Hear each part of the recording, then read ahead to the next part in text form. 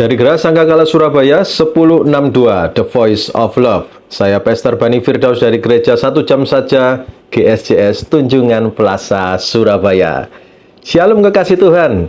Tetap semangat, tetap setia mengiring Yesus. Bagaimana kabarnya kekasih Tuhan? Ya, saya berharap dan berdoa agar kekasih Tuhan dalam kondisi baik-baik saja dalam segala hal. Seperti Tuhan Yesus Kristus yang selalu baik dalam kehidupan kita. Kekasih Tuhan, pada tahun 2008, dunia dihadapkan pada krisis ekonomi yang mengguncang banyak sektor. Perusahaan besar dan kecil banyak yang jatuh, terjerat utang, dan terpaksa menutup pintu mereka. Namun, di tengah kekacauan tersebut, ada beberapa perusahaan yang mampu bertahan, bahkan berkembang pesat. Dan salah satunya adalah Apple. Ya, saya di sini bukan mempromosikan produknya Apple, tapi kita boleh belajar sesuatu dari produknya Apple yang dipimpin oleh Steve Jobs. Kekasih Tuhan, pada saat itu banyak perusahaan yang memilih untuk memotong anggaran, mengurangi staf, dan menghentikan proyek-proyek besar demi mengurangi resiko. Namun, Jobs memilih untuk bertindak berbeda. Ya, Jobs memilih untuk bertindak yang lain dari yang dilakukan orang-orang pada biasanya. Justru pada tahun 2008, ia meluncurkan produk revolusioner yang mengubah dunia, yaitu iPhone seri kedua 3G di 22 negara. Wow, ini tidak main-main ya. 3G yang pertama di 22 negara. Dan iPhone 3G ini memiliki fitur push email, petunjuk dalam fitur navigasi, hingga kehadiran toko aplikasi App Store. Kekasih Tuhan, inovasi ini tidak hanya memperkenalkan produk baru, tetapi juga menciptakan pasar baru dalam industri komunikasi dan hiburan. Keberanian Jobs dalam tetap berinvestasi pada masa depan, meskipun dalam keadaan yang penuh tantangan. Bahkan sampai sekarang Apple masih bisa bertahan dan produknya masih banyak yang menggunakan, adalah contoh bagaimana seseorang bisa membangun kesuksesan yang tahan uji. Kekasih Tuhan, hari ini kita akan bercermin, ya, refleksi dari kebenaran firman Tuhan tentang membangun kesuksesan yang tahan uji. Bagaimana sih prinsip-prinsip dari Alkitab? Terutamanya saya ambil di kitab 1-2 Raja-Raja. Bisa diaplikasikan dalam dunia nyata. Dan sebelumnya, ya, sebelum Natal dan Tahun Baru, kita belajar banyak prinsip-prinsip mulai dari Kejadian sampai dengan 1 dan 2 Samuel. Dan sekarang kita masuk di 1-2 Raja-Raja. Ada 3 prinsip, ya kekasih Tuhan, ada 3 prinsip membangun kesuksesan yang tahan uji. Yang pertama adalah memiliki hati yang bijaksana. Memiliki hati yang bijaksana. 1 Raja-Raja 3 ayat yang ke-9. Ayo, saya akan bacakan untuk kasih Tuhan. Atau kalau kekasih Tuhan memiliki Alkitab di handphonenya, di gadgetnya, kita buka sama-sama ya. 1 Raja-Raja 3 ayat yang ke-9. Maka berikanlah kepada hambamu ini hati yang paham menimbang perkara untuk menghakimi umatmu dengan dapat membedakan antara yang baik dan yang jahat. Sebab siapakah yang sanggup menghakimi umatmu yang sangat besar ini? Kebijaksanaan adalah elemen utama dalam kesuksesan yang tahan uji. Raja Salomo dikenal karena kebijakannya yang luar biasa. Suatu hari, 2 wanita datang kepada Salomo.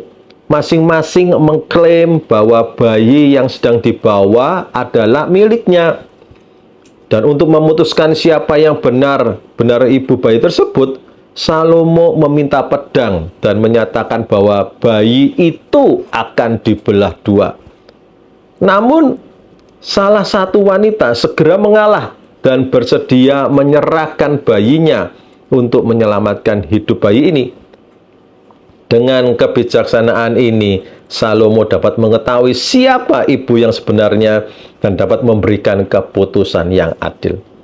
Kekasih Tuhan, kalau kita ingin membangun kesuksesan yang tahan uji, maka prinsip yang harus kita miliki pertama kali adalah memiliki hati yang bijaksana. Dalam kehidupan keluarga, kebijaksanaan itu juga sangat penting, terutama untuk apa? Untuk mengambil keputusan yang melibatkan anggota keluarga. Misalnya, dalam menyelesaikan konflik antar anggota keluarga, atau memberikan nasihat yang tepat pada anak-anak. Kebijaksanaan ini membantu kita untuk memutuskan dengan hati yang bijak dan penuh kasih demi kesejahteraan keluarga.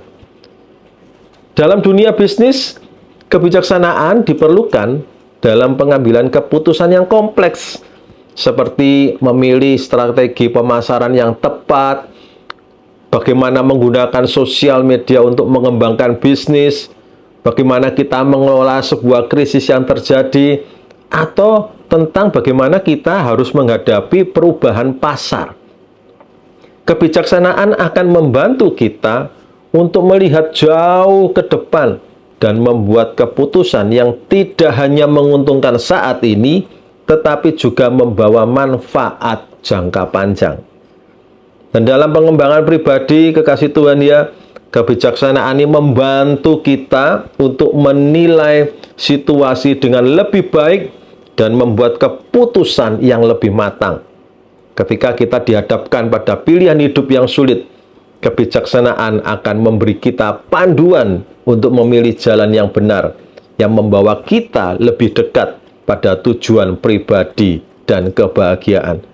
Jadi kekasih Tuhan, kebijaksanaan ini menjadi fondasi kita dalam kita membangun kesuksesan yang tahan uji. Kalau kita ini tidak memiliki hati yang bijaksana, maka langkah-langkah kita yang sering kita ambil, yang akan kita lakukan, itu adalah langkah yang penuh dengan emosi, penuh dengan trigger-trigger sesaat. Kalau orang lain punya usaha catering, wah langsung nih, ya kita tiba-tiba ingin belajar, langsung kita buka usaha itu, tanpa kita memikirkan lebih panjang apa itu yang harus kita lakukan, apa yang harus kita persiapkan. Kita bondonya nekat. Ya memang bondo nekat itu bisa menghasilkan sebuah kesuksesan, tetapi tidak semua kesuksesan itu dari bondo nekat. Nah ini yang perlu kita memiliki hati bijaksana. Hati bijaksana ini mampu untuk menimbang, ya, weigh up, which is pros and cons, mana yang harus kita lakukan, mana yang tidak bisa kita lakukan. Dengan hati yang bijaksana ini, kita pun bisa memilah-milah, kekasih Tuhan ya, mana pengaruh yang baik bagi kita dan mana pengaruh yang jelek bagi kehidupan kita. Kita harus bisa membedakan juga apa yang memang ini menjadi tujuan kehidupan kita, atau ini hanya sebuah gangguan dari sosial media yang sudah ada saat ini. Kita di mana-mana sekarang itu sudah pakai gadget ya. Kita kalau mau bayar taksi online, pakainya gadget. Panggil taksi, pakainya gadget. Bayar pun di taksi online sudah ada QRIS atau kris. Kita tinggal bayar tanpa kita harus buka-buka dompet untuk bayar dengan uang cash. Di mall demikian. Kehidupan kita itu semua sudah dikelilingi dalam masa-masa era gadget atau teknologi yang begitu memukau. Nah, di tengah-tengah itu, teknologi ini bisa membuat kita terdistraksi atau teralihkan fokus kita. Disitulah hati yang bijak seperti Raja Salomo akan bisa membedakan mana tayangan-tayangan yang bisa kita ambil, mana yang tidak bisa kita ambil. Kita itu terjebak dalam situasi kita harus segera pindah, scroll demi scroll demi scroll. Ya dari tayangan satu ke tayangan yang lain, terus pindah. Itu jebakan. kita bisa menghabiskan waktu lebih dari 1 jam bahkan 2 jam untuk hanya scrolling media sosial. Hati yang bijak akan dapat membedakan mana itu urgent, mana itu important, mana itu yang harus kita lakukan sekarang, mana yang harus kita lakukan nanti. Kalau kita tidak memiliki hati yang bijak, kasih Tuhan, kita akan tertukar. Mana yang harus kita lakukan sekarang, malah dilakukan nanti. Tetapi yang harusnya itu untuk hiburan saja, malah itu kita lakukan sekarang. Akhirnya fokusnya kita itu bubar berantakan. Di poin yang pertama ini, prinsipnya adalah memiliki hati yang bijaksana untuk membangun kesuksesan yang tahan uji. Poin yang kedua, yaitu memperluas jaringan perkenalan atau networking. Kekasih Tuhan, saya mencatat beberapa petunjuk dalam kitab 1 Raja-Raja yang menunjukkan bahwa Salomo ini memiliki hubungan diplomatik yang luas dengan berbagai bangsa dan pemimpin. Berikut saya catatnya ya. Yang pertama dengan Mesir. Salomo menjalin hubungan diplomatik dengan Mesir melalui pernikahannya dengan putri Firaun. Dan pada masa-masa itu, masa-masa kerajaan, salah satu cara yang terbaik untuk menjalin hubungan diplomatik, hubungan kerjasama dengan kerajaan lain atau dengan bangsa lain adalah dengan menikah dengan putrinya raja. Kita baca di 1 Raja-Raja 3 ayat yang pertama. 1 Raja-Raja 3 ayat yang pertama. Lalu Salomo menjadi menantu Firaun, raja Mesir. Ia mengambil anak Firaun dan membawanya ke kota Daud, sampai ia selesai mendirikan istananya dan rumah Tuhan dan tembok sekeliling Yerusalem. Yang kedua, saya catat di sini, Salomo menjalin hubungan diplomatik dengan Tirus di bawah Raja Hiram. 1 Raja-Raja 5 ayat yang pertama. Hiram, Raja Tirus, mengutus pegawai-pegawainya kepada Salomo karena didengarnya bahwa Salomo telah diurapi menjadi raja menggantikan ayahnya, sebab Hiram senantiasa bersahabat dengan Daud. Raja Hiram dari Tirus bekerja sama dengan Salomo dalam pembangunan bait suci, menyediakan kayu aras dan kayu sanobar serta tenaga ahli. Yang ketiga yang saya catat di sini, Salomo ini memiliki hubungan kerjasama diplomatik dengan Ratu Negeri Sheba. Ya, Ratu Sheba ini mengunjungi Salomo untuk menguji kebijaksanaannya dan menjalin hubungan diplomatik melalui pemberian hadiah yang besar. Dan masa-masa itu, pemberian hadiah yang besar pada raja itu tidak dianggap sebagai sebuah gratifikasi, ya, tetapi itu sebuah penghargaan, sebuah tanda untuk kita menjalin sebuah kerjasama, ingin menjalin kerjasama yang baik dengan raja yang kita junjung. Kita baca ayatnya di 1 Raja-Raja 10 ayat 1 sampai yang kedua. 1 Raja-Raja 10 ayat pertama sampai kedua.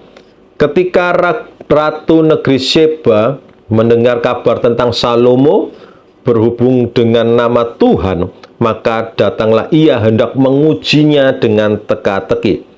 Ia datang ke Yerusalem dengan pasukan pengiring yang sangat besar, dengan unta-unta yang membawa rempah-rempah, sangat banyak emas dan batu permata yang mahal-mahal. Setelah ia sampai kepada Salomo, dikatakannya lah segala yang ada dalam hati kepadanya. Catatan saya yang keempat, Raja Salomo menjalin hubungan diplomatik dengan bangsa Arab dan raja-raja di wilayah sekitar. Salomo memiliki hubungan perdagangan dan diplomatik dengan bangsa Arab serta para raja kecil di sekitar Israel. Mereka memberikan upeti kepada Salomo. Kita baca di 1 Raja-Raja 10 ayat 14 sampai 15. Adapun emas yang dibawa kepada Salomo dalam 1 tahun ialah seberat 666 talenta. Itu kalau nilai sekarang berapa itu ya? Waduh, saya tidak bisa membayangkan nilainya. Belum terhitung yang didapat dari saudagar-saudagar dan dari pedagang-pedagang dan dari semua raja Arab dan bupati-bupati di negeri itu. Yang kelima ini, Salomo mengadakan hubungan diplomatik, hubungan perdagangan, memperluas networkingnya dengan kerajaan di wilayah Tarsis dan Ofir. Salomo memiliki hubungan perdagangan melalui kapal-kapalnya yang bekerja sama dengan Raja Hiram untuk membawa kekayaan dari wilayah-wilayah seperti Tarsis dan Ofir. Itu ada di 1 Raja-Raja 10 ayat yang ke-22. Kita baca ya. Sebab di laut raja mempunyai kapal-kapal Tarsis bergabung dengan kapal-kapal Hiram. Dan sekali 3 tahun, kapal-kapal Tarsis itu datang membawa emas dan perak serta gading, juga kera dan burung merak. Lihat kekasih Tuhan. Firman Tuhan itu luar biasa sekali ya. Memberikan prinsip-prinsip kesuksesan melalui Salomo. Salomo tidak sungkan-sungkan, tidak malu-malu untuk memiliki hubungan diplomatik dan perdagangan dengan beberapa negara besar pada zamannya. Seperti tadi ya, Mesir, Tirus, Sheba, Arab, Tarsis, dan Ofir. Dan relasi ini mencakup aliansi politik, perdagangan internasional, dan pengakuan atas kebijaksanaan serta kekuasaan Salomo. Kekasih Tuhan, dalam kehidupan kita ini jangan sombong. Ya, kita ini merasa kemampuan diri kita lebih dari yang lainnya, sehingga kita ini tidak mau melakukan kerjasama dengan orang lain. Demikian juga sebaliknya, ada orang yang merasa dirinya itu rendah sekali, rendah diri ya, atau minder. Akhirnya merasa dirinya tidak bisa menjalin networking dengan orang lain. Menjalin networking dengan orang lain itu bisa dipelajari, kekasih Tuhan ya. Saya pun dulu tidak bisa menjalin networking dengan orang lain. Jangankan menjalin networking, ketemu dengan orang untuk berbicara empat mata, untuk menyapa aja sudah gemetaran. Apalagi kalau harus berhadapan dengan kamera, waduh itu bisa keringat dingin keluar di mana-mana. Dan kita penting sekali kasih Tuhan ya, dalam membangun kesuksesan yang tahan uji, kita perlu memperluas hubungan kita yang sehat kepada semua orang.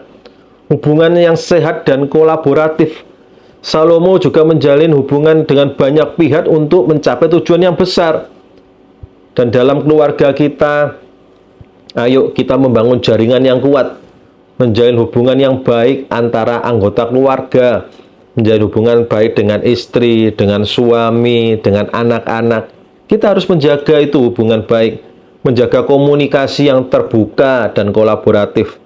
Jangan karena kita merasa sebagai orang tua, lalu menginjak-injak anak kita. Anak kita berpendapat, terus kita menolaknya. Kita tidak bisa menerima pendapat dari anak-anak. Itu merupakan tanda-tanda kalau kita itu tidak bisa membangun hubungan yang sehat dan kolaboratif. Salomo itu mengembangkan hubungan dengan berbagai kerajaan, kekasih Tuhan. Dan keluarga kita ini juga bisa mengembangkan hubungan yang sehat antar anggota keluarga. Dengan anggota keluarga kita, dengan keluarga besar, atau termasuk dengan komunitas. Untuk apa? Untuk mendukung kesejahteraan dan pertumbuhan bersama. Salomo, kita belajar juga apa? Salomo ini menghargai perbedaan dan membangun toleransi. Meskipun Salomo ini ada kesalahan dengan menikahi putri-putri Firaun, ya putri Firaun, tetapi satu sisi yang positif, Salomo ini mampu menjaga kestabilan dan keberagaman dalam kerajaan Israel. Dan dalam keluarga kasih Tuhan ya, kita ambil sisi positifnya Salomo, bukan mengambil sisi negatifnya. Yaitu kita ini penting untuk menghargai perbedaan dan membangun saling pengertian. Meskipun kadang perbedaan pandangan atau latar belakang itu membuat ada gesekan dan konflik. Di dalam bisnis, kita juga perlu membangun relasi dan kolaborasi seperti yang Salomo lakukan kerjasama dengan Hiram ya, Raja Tirus dalam pembangunan bait Allah. Dalam bisnis kita, ayo kita berkolaborasi dengan orang lain. Kita tidak bisa melakukan semuanya sendiri. Anda butuh seorang yang pandai untuk menjual barang, Anda perlu untuk upload di sebuah sosial media. Kita perlu orang-orang yang mumpuni di bidang itu supaya bisnis kita bisa berkembang. Dalam networking, Salomo itu berfokus pada win-win solution juga, kasih Tuhan. Seperti dengan Hiram, ya, ada prinsip saling menguntungkannya. Dan kita perlu dalam kita membangun kesuksesan itu bukan perkara diri sendiri, tetapi juga kita bisa mengembangkan orang lain. Agar kesuksesan kita itu kesuksesan yang tahan uji, tidak mudah goyah, karena kita banyak kolaborasi dengan orang lain. Yang penting di sini jangan tiru gayanya Salomo yang memiliki istri yang banyak, yang pada akhirnya membuat kekayaan atau kerajaannya kacau balau. Yang negatif kita buang dari Salomo, yang positif kita ambil. Justru karena Salomo ini mampu networking, ketahanan kesuksesannya itu luar biasa. Dari yang tidak punya apa-apa menjadi orang yang berhikmat dan menjadi kaya raya. Poin yang terakhir, prinsip yang terakhir dalam membangun kesuksesan yang tahan uji, yaitu pengelolaan sumber daya yang baik. Kita bisa baca di sini kisahnya dari Raja Hizkia, ya, Raja Yehuda, 2 Raja-Raja pasal 18 dan 19. Nanti kekasih Tuhan bisa baca sendiri di rumah. Saya akan membacakan beberapa ayat saja. Hizkia, Raja Yehuda yang berada di Yerusalem itu dikepung oleh Sanherib, Raja Asyur. Secara kekuatan jelas kalah, ya, Hizkia ini. Disinilah lihat pengelolaan sumber daya yang baik oleh Hizkia. Hizkia itu tidak serta-merta langsung menyerang, tapi minta berdamai.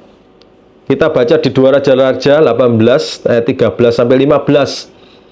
Dalam tahun ke-14 zaman Raja Hizkia, majulah Sanherib, Raja Asyur, menyerang segala kota berkubu negeri Yehuda, lalu merebutnya.